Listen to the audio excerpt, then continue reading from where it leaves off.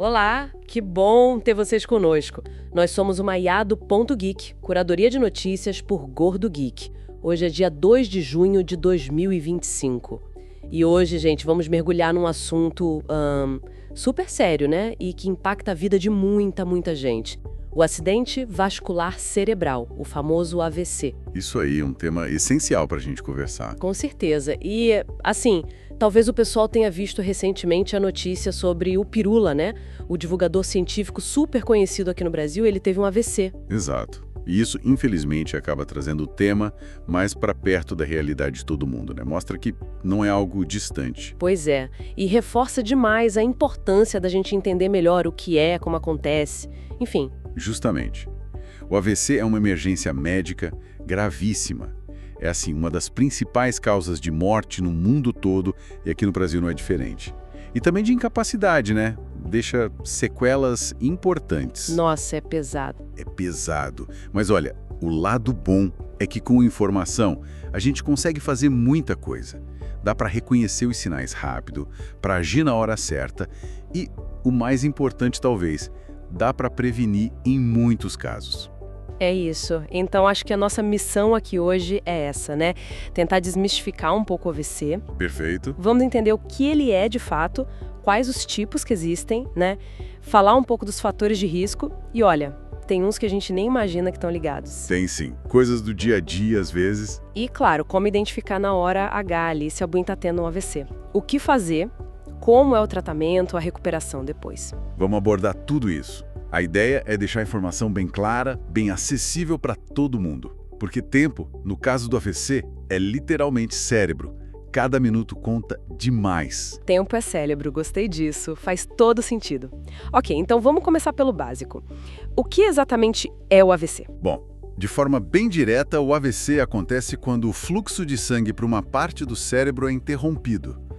Pensa no cérebro como um órgão que precisa de sangue o tempo todo, né? Cheio de oxigênio, de nutrientes. Sim, claro. Se esse fluxo para, por algum motivo, ou se um vaso sanguíneo lá dentro se rompe e começa a vazar sangue, as células cerebrais daquela região ficam sem esse suprimento vital. E aí elas começam a morrer. Exatamente. E muito rápido.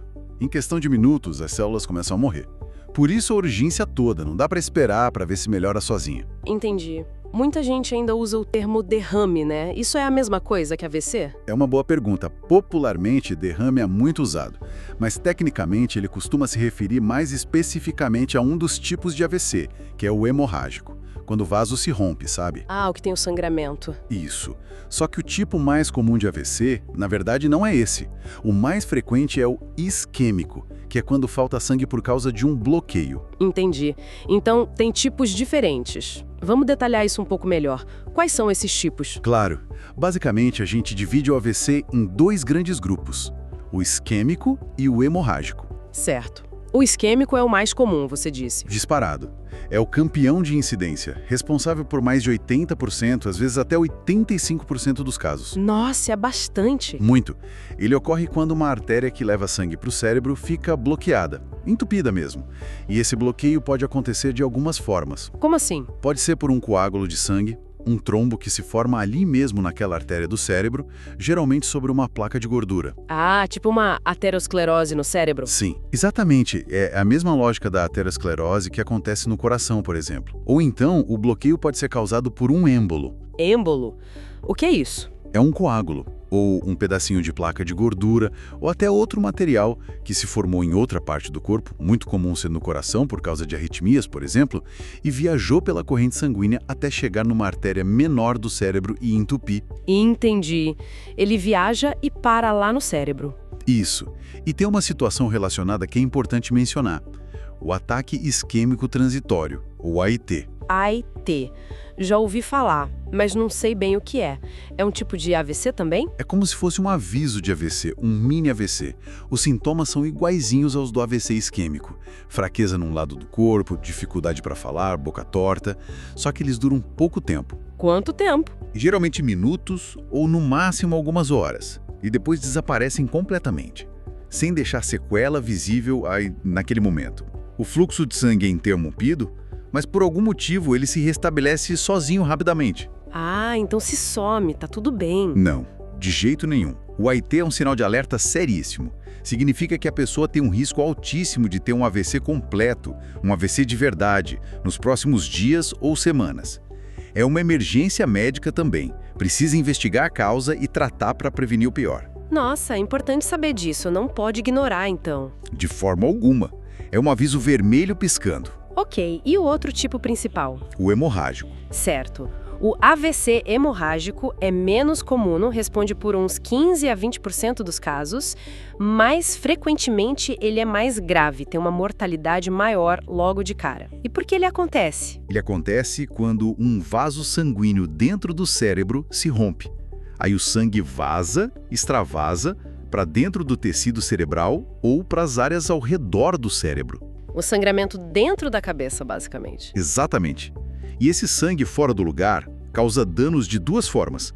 Primeiro, pela falta de sangue na área que aquele vaso irrigava, e segundo, pela pressão que o sangue acumulado faz nas estruturas cerebrais, além da irritação química que o sangue causa no tecido nervoso. E o que faz um vaso romper assim? A causa disparada mais comum é a hipertensão arterial descontrolada. A pressão alta crônica vai enfraquecendo a parede dos vasos, até que um deles não aguenta e rompe. Caramba, a pressão alta é um perigo mesmo, hein? É o principal fator de risco para ambos os tipos de AVC, mas especialmente para o hemorrágico. Outras causas podem ser o rompimento de um aneurisma cerebral, que é uma dilatação na parede do vaso, ou malformações arteriovenosas. Mas a pressão alta é a grande vilã. Entendi bem a diferença agora. Isquêmico bloqueia, hemorrágico sangra. E ambos são emergências. Perfeito. Emergências médicas que exigem atendimento imediato. Agora vamos falar de quem corre mais risco. Porque você mencionou a pressão alta, mas deve ter outros fatores, né? Tem coisa que a gente nasce com ela, digamos assim? Sim. Existem os chamados fatores de risco não modificáveis, aqueles que a gente não tem como mudar. A idade é o principal. O risco de AVC aumenta muito com o envelhecimento. A maioria dos casos acontece em pessoas com mais de 65 anos. Mas, peraí, eu li que tem aumentado em gente mais nova também. Exatamente. Esse é um ponto super preocupante. A gente tem visto, sim, um aumento na incidência de AVC em adultos jovens na faixa dos 30, 40 anos. Isso é um alerta enorme. Nossa, que coisa. E além da idade? Histórico familiar de AVC também aumenta o risco. Se pai, mãe, irmãos tiverem, a pessoa tem que ficar mais atenta. O sexo também influencia um pouco. Homens têm um risco ligeiramente maior que mulheres na meia-idade, mas, depois da menopausa, o risco nas mulheres aumenta bastante e pode até ultrapassar o dos homens. Ah, interessante isso. E tem a questão da etnia também, né? Sim, estudos mostram que pessoas afrodescendentes têm um risco maior de AVC e muitas vezes em idades mais jovens e com quadros mais graves. Isso provavelmente envolve fatores genéticos, mas também, e muito importante, fatores socioeconômicos e acesso a cuidados de saúde, controle da pressão alta, etc. Entendi, esses são os que a gente não controla. Mas e os que a gente pode controlar, que eu imagino que sejam muitos? Ah, sim. E aqui é que está o grande poder da prevenção. São os fatores de risco modificáveis. E a lista é grande, viu? Manda ver, o que a gente precisa ficar de olho. Bom, a campeã absoluta, como já falamos, é a hipertensão arterial. Controlar a pressão é a medida isolada mais importante para prevenir AVC. Tem que medir sempre, tratar se estiver alta, seguir o tratamento direitinho. Ok, pressão alta no topo da lista. Que mais? Diabetes. O diabetes mal controlado lesa os vasos sanguíneos, aumenta o risco de aterosclerose e de coágulos.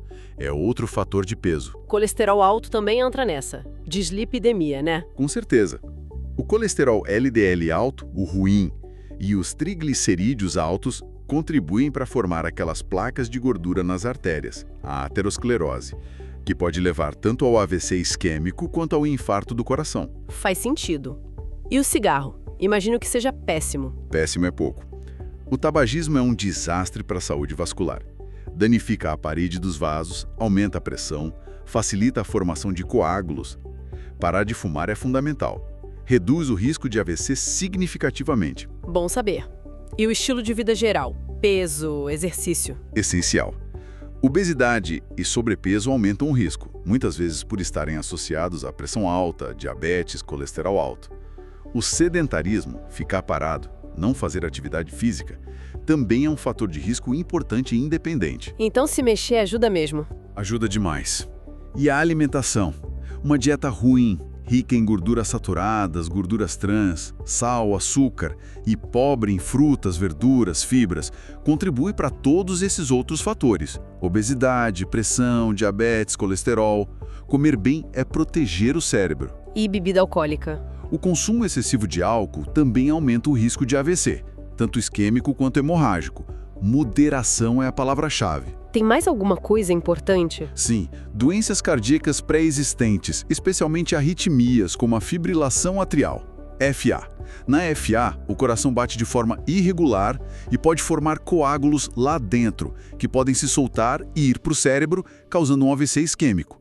Por isso, quem tem FA precisa muitas vezes usar anticoagulantes. Nossa, quanta coisa! E pílula anticoncepcional, já ouvi falar que aumenta o risco. É um ponto importante, principalmente os contraceptivos hormonais combinados, estrogênio e progesterona. Eles podem aumentar um pouquinho o risco de formação de coágulos em algumas mulheres, especialmente se elas já tiverem outros fatores de risco, como tabagismo, enxaqueca com aura ou histórico de trombose. Precisa conversar bem com o médico para avaliar o risco-benefício. E drogas ilícitas? Sim, algumas drogas, como a cocaína e anfetaminas, podem causar picos de pressão altíssima e espasmos nos vasos, levando a AVCs, inclusive hemorrágicos, mesmo em pessoas jovens. Caramba, a lista é longa. Mas a boa notícia é que a maioria desses fatores a gente consegue modificar, né? Com tratamento médico, mudança de hábitos. Exatamente. Esse é o ponto central da prevenção. Dá para reduzir, e muito, o risco de ter um AVC cuidando desses fatores. Perfeito. Agora, vamos para a parte talvez mais crítica para quem está ouvindo. Como reconhecer se alguém ou até a própria pessoa está tendo um AVC naquele momento? Você falou que tempo é cérebro. Isso é vital. Reconhecer rápido e agir rápido muda tudo. A dica de ouro é: os sinais de AVC aparecem de repente. Não é algo que vai piorando aos pouquinhos. Geralmente, é súbito. De repente. Ok. E quais são esses sinais? Existe um jeito bem fácil de lembrar e testar os sinais mais comuns, que é usando a sigla SAMU. Ela não é só o nome do serviço de emergência, mas também um guia rápido. Ah, que prático! Como funciona o teste SAMU? É super simples, qualquer pessoa pode fazer. Vamos lá. S de sorriso. Peça para a pessoa que você suspeita que está tendo um AVC dar um sorriso. Observe a boca dela. Parece torta. Um lado do rosto está caído, sem se mexer direito. Isso pode ser uma paralisia facial súbita. Ok. S de sorriso, boca torta. A de abraço. Peça para a pessoa levantar os dois braços para frente, como se fosse dar um abraço, e manter eles levantados por alguns segundos. Veja se um dos braços cai, ou se fica mais fraco. Se a pessoa não consegue levantar um deles, isso indica fraqueza súbita em um lado do corpo. A de abraço, braço fraco ou caindo. M de mensagem ou música. Peça para a pessoa repetir uma frase simples, tipo "o céu é azul", ou cantar um trechinho de uma música conhecida. Preste atenção na fala. Está enrolada, estranha, difícil de entender, ou a pessoa não consegue falar nada ou parece não entender o que você está dizendo. Isso é a dificuldade na fala ou na compreensão, a afasia ou disartria. M de mensagem, música. Fala enrolada ou dificuldade de falar e entender. E por último, U de urgência. Se você notar qualquer um desses 3 sinais, sorriso torto, braço fraco ou fala estranha, mesmo que seja só um deles e tenha começado de repente, não perca tempo. Ligue imediatamente para o SAMU, o 192, ou leve a pessoa o mais rápido possível para um hospital que tem estrutura para atender AVC. Urgência total. Nossa, muito bom esse SAMU, fácil de lembrar. Sorriso, abraço, mensagem, urgência. Se um falhar, é correr para o hospital. Exatamente. Não espere para ver se passa. Não dê remédio em casa. Não tente tratar sozinho. É ligar para o SAMU ou correr para o hospital. Cada minuto perdido é cérebro morrendo. E além desses 3 do SAMU, tem outros sinais que podem aparecer? Tem sim. Também de forma súbita, uma dor de cabeça muito forte, descrita às vezes como a pior dor de cabeça da vida, especialmente se não tiver uma causa óbvia, pode ser sinal de AVC hemorrágico. Pior dor da vida, ok. Tontura muito intensa, tipo uma vertigem, que surge de repente, acompanhada de desequilíbrio, dificuldade para andar, perda de coordenação. Também pode ser AVC, especialmente se afetar a parte de trás do cérebro, o cerebelo. Tontura e desequilíbrios súbitos. Dificuldade súbita para enxergar, seja em um olho, nos dois, ou uma visão dupla, ou perda de parte do campo visual. Problema na visão, de repente. E também formigamento ou dormência que aparece subitamente, geralmente em um lado do corpo, no rosto, braço ou perna. Ou uma confusão mental aguda, a pessoa fica desorientada de repente. Entendi. Então, qualquer um desses sintomas que surge do nada, tem que pensar em AVC e procurar ajuda urgente. Exatamente. Na dúvida, é sempre melhor pecar pelo excesso e ir ao hospital. Ok, a pessoa chegou no hospital, ou o SAMU chegou. O que acontece a partir daí? Qual o próximo passo? Bom, a equipe médica vai agir muito rápido. Primeiro, uma avaliação clínica rápida, focando nos sinais neurológicos, verificando os sinais vitais, a glicemia, porque hipoglicemia pode simular um AVC, mas o exame-chave, essencial nesse momento, é o exame de imagem do cérebro. Qual exame? Geralmente, a tomografia computadorizada TC de crânio sem contraste é o primeiro exame, porque é rápido e disponível na maioria dos hospitais de emergência. Em alguns casos, pode ser feita a ressonância magnética, RM, que é mais detalhada. E para que serve esse exame logo de cara? Ele é crucial por dois motivos principais. Primeiro, para confirmar se realmente é um AVC. Segundo, e talvez o mais importante naquele momento, é para diferenciar se o AVC é isquêmico, o bloqueio, ou hemorrágico, o sangramento. Ah, para saber qual dos dois tipos é? Exatamente, porque os tratamentos são completamente diferentes. Você não pode dar um remédio para dissolver coágulo se a pessoa estiver tendo um sangramento. Seria um desastre. A tomografia mostra isso. Se tiver sangue, é hemorrágico. Se não tiver sangue visível logo de cara, mas os sintomas forem de AVC, a suspeita maior é de isquêmico. Entendi. Super importante essa diferenciação rápida. E aí, dependendo do tipo, o tratamento muda. Vamos falar do isquêmico primeiro, que é o mais comum. O que dá para fazer? No AVC isquêmico, o objetivo é tentar desobstruir a artéria o mais rápido possível, para restaurar o fluxo de sangue para aquela área do cérebro que está sofrendo, a chamada zona de penumbra, que ainda pode ser salva. E como se faz isso? Existem duas estratégias principais, e elas dependem muito do tempo que passou desde o início dos sintomas. A primeira é a trombólise venosa. Trombólise. Lise é quebrar. Trombo é coágulo. Quebrar o coágulo. Exatamente. É a aplicação de um medicamento na veia, geralmente o alteplase, RTPA, que é um potente dissolvente de coágulos. Ele circula pelo corpo e tenta dissolver o coágulo que está bloqueando a artéria cerebral. Parece ótimo. Funciona sempre? Ajuda muito, mas tem um porém crucial: o tempo. A trombólise venosa só pode ser feita, na maioria dos casos, se o paciente chegar ao hospital e receber o medicamento em até 4 horas e meia do início dos sintomas. 4 horas e meia? É muito pouco tempo. Pouquíssimo. Por isso a urgência toda em reconhecer os sinais e chegar rápido ao hospital. Se passar dessa janela, o risco de complicações como sangramento aumenta muito e o benefício diminui. Entendi. E se passar das 4 horas e meia? Ou se o coágulo for muito grande e a trombólise não resolver? Existe outra opção? Existe. E é uma técnica que revolucionou o tratamento do AVC isquêmico nos últimos anos. A trombectomia mecânica. Trombectomia. Tirar o trombo mecanicamente. Como assim? É incrível. É um procedimento minimamente invasivo.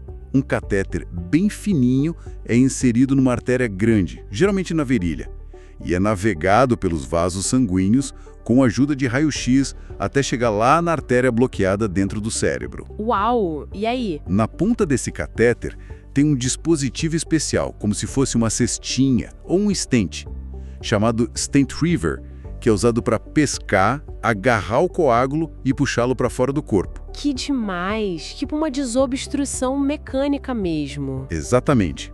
E a grande vantagem da trombectomia é que ela funciona muito bem para coágulos maiores, que muitas vezes não dissolvem só com um remédio na veia.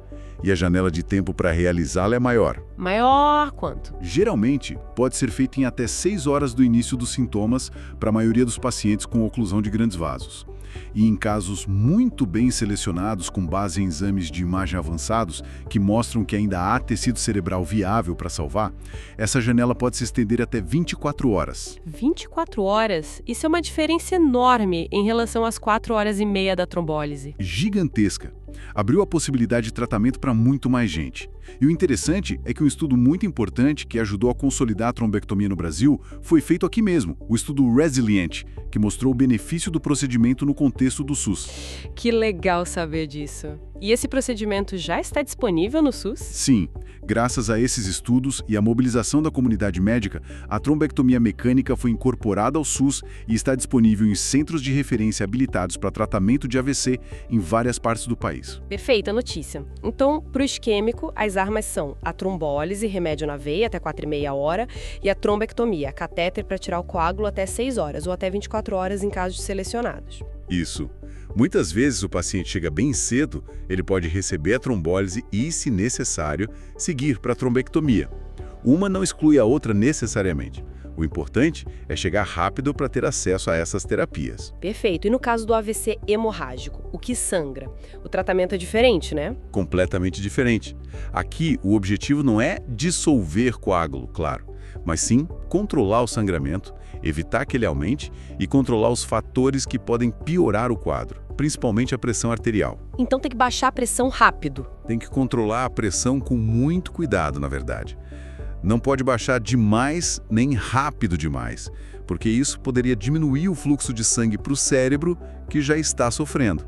É um manejo delicado, feito na UTI geralmente, com monitorização contínua. E além de controlar a pressão, o que mais? Dependendo do tamanho e da localização do sangramento, e se ele estiver causando muita pressão dentro do crânio, pode ser necessária uma cirurgia para drenar o hematoma, ou seja, tirar aquele sangue acumulado. Se a causa for um aneurisma roto, pode ser preciso um procedimento para clipar ou embolizar o aneurisma e evitar um novo sangramento. Entendi. É um tratamento mais focado em conter o dano e às vezes cirúrgico. Bem mais complexo, parece. É um manejo bem especializado, sim, feito por neurocirurgiões e neurologistas intensivistas. Certo. Passada a fase aguda, seja do isquêmico ou do hemorrágico, vem a recuperação. O AVC pode deixar sequelas, né? Como funciona essa parte da reabilitação? Sim, infelizmente as sequelas são comuns e podem variar muito dependendo da área do cérebro afetada e do tamanho da lesão. Podem ser sequelas motoras, dificuldade de movimento em um lado do corpo, de fala, afasia, disartria, de sensibilidade, na visão, na deglutição, dificuldade para engolir, problemas de memória, de atenção, alterações de humor, depressão. Nossa, afeta muitas áreas. Afeta a vida da pessoa de forma global. Mas, e aqui vem a boa notícia, o cérebro tem uma capacidade incrível de se adaptar e se reorganizar depois de uma lesão. Isso se chama neuroplasticidade. Neuroplasticidade, o cérebro se reconfigura. Exatamente. Neurônios próximos à área lesada podem assumir novas funções. Novas conexões podem ser formadas. E é aí que entra a reabilitação. Ela é fundamental para estimular essa neuroplasticidade e ajudar o paciente a recuperar o máximo possível das funções perdidas. E quando começa a reabilitação? O quanto antes. Idealmente, já começa no hospital, assim que o quadro clínico da pessoa estabiliza. Não é para esperar ter alta para começar. E quem participa dessa reabilitação? É um trabalho de equipe, uma equipe multiprofissional. Tem o fisioterapeuta, essencial para recuperar os movimentos, a força, o equilíbrio, a capacidade de andar. Certo. Tem o fonoaudiólogo, que trabalha as questões da fala, da linguagem, da comunicação e também da deglutição, que é super importante para evitar engasgos e pneumonias. Fono é crucial, então. Vestir, comer sozinho, tomar banho, voltar a ter autonomia nas suas ocupações. Para voltar à rotina, né? Isso. E não podemos esquecer do psicólogo ou neuropsicólogo, porque o impacto emocional de um AVC é enorme, tanto para o paciente quanto para a família. A depressão pós-AVC é muito comum e precisa ser tratada. O psicólogo ajuda a lidar com as perdas, as frustrações, a se adaptar à nova realidade. Apoio emocional é fundamental mesmo. Fundamental. E ainda pode ter nutricionista para adequar a dieta, assistente social para ajudar com questões práticas, direitos, acesso a benefícios, enfim, é um cuidado integrado. E essa reabilitação está disponível no SUS? Sim, o SUS oferece centros de reabilitação, os CERS, Centros Especializados em Reabilitação, que contam com essas equipes multiprofissionais. O acesso e a estrutura podem variar de região para região, mas o serviço existe e é essencial que os pacientes sejam encaminhados e mantenham a continuidade do tratamento. A reabilitação pode levar meses, às vezes anos, e é um processo contínuo para minimizar as incapacidades e melhorar a qualidade de vida. E o papel da família nisso tudo? É crucial. A família é o principal suporte do paciente. Muitas vezes, a rotina da casa muda completamente, um familiar vira cuidador.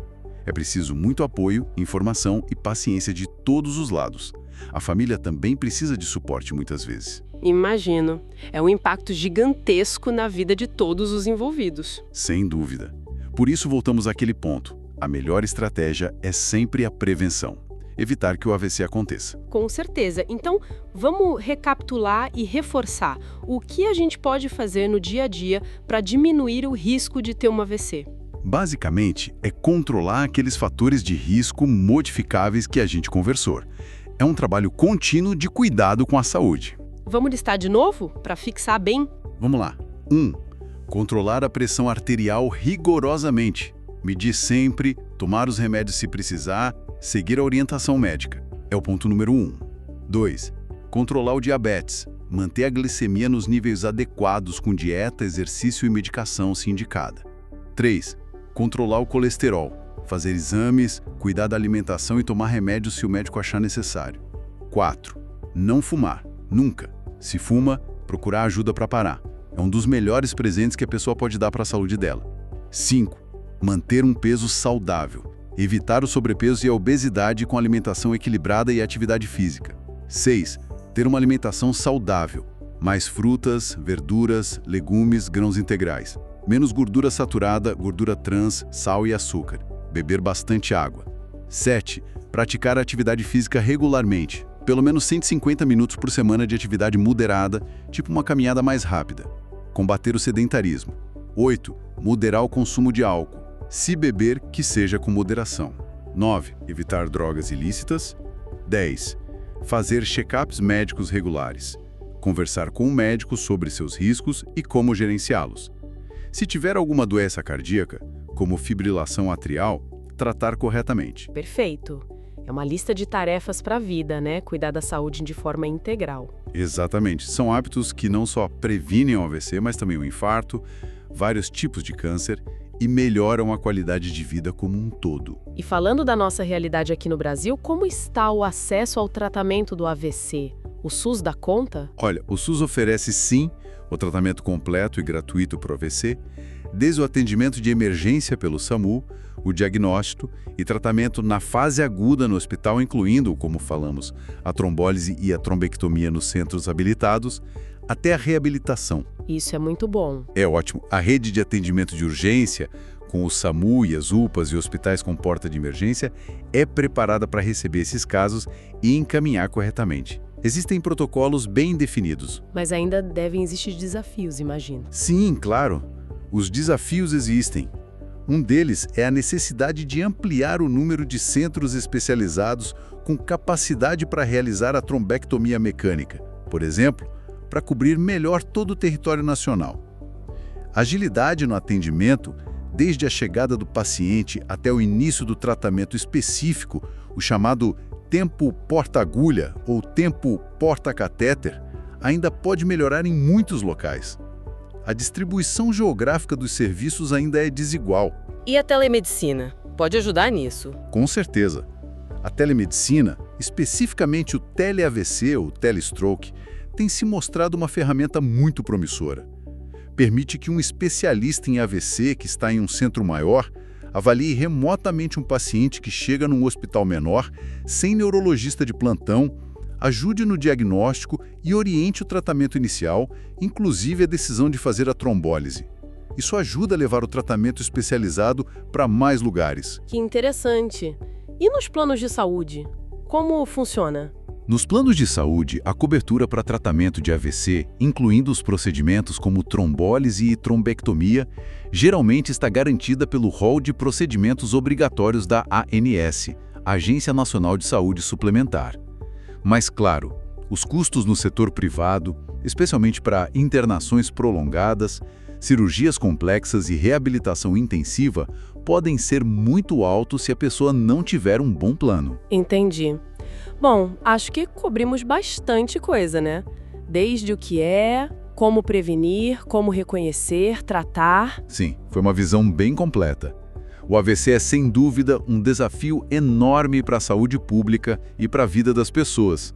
Mas o conhecimento é a nossa principal arma. Totalmente. Saber o que fazer, saber como se prevenir, saber reconhecer os sinais em alguém próximo ou até em nós mesmos e, principalmente, saber que precisa agir rápido. Isso faz toda a diferença. Fica mesmo a reflexão, né? O quanto a gente está, de fato, cuidando da nossa saúde para evitar esses riscos todos que você listou.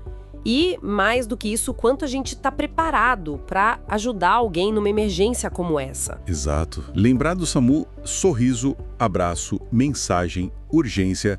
Pode parecer simples, mas é uma ferramenta poderosa que pode salvar uma vida, pode reduzir muito as sequelas graves que um AVC pode deixar. Acho que vale a pena todo mundo ter isso na cabeça.